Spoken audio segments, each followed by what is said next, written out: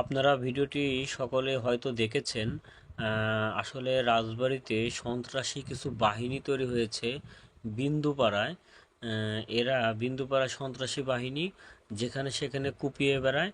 এই যে আমি সোলো করে দিয়েছি, এই যে কলল নামে ছেলেটিকে কোপ দিয়েছে হাতে, আসলে ঘাড়ে দিতে চেয়েছে, ছেলেটি হাত দিয়ে ঠেকাইছে, সেই কারণে ইসে লাগে নাই ঘাড়ে।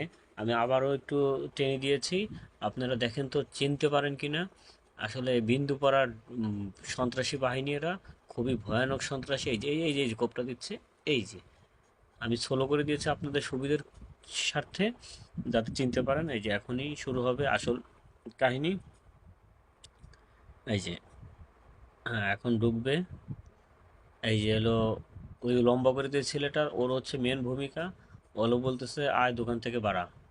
বাড়া বলতে বলতে এই যে লাল গেঞ্জি যেটা পরা এই ছেলেটা হলো আসল কোপটা বসে। এই যে এই যে এইটাকে ধরছে, এইটাকে ধরে এখন এটা মনে হয় যে দৌড় দিচ্ছে। এই যে ও দৌড় দিচ্ছে। আসলে এইভাবে হচ্ছে রাজবাড়িতে সন্ত্রাসী বাহিনী বেড়ে গিয়েছে। আওয়ামী লীগ যখন ক্ষমতায় ছিল তখনও এরা সন্ত্রাসীগিরি করেছে, এখন আওয়ামী লীগ নাই তারপরও সন্ত্রাসীগিরি এরা করতেছে। যেখানে সেখানে যাত্রার সঙ্গে লাগলেই এই যে বাহিনী নিয়ে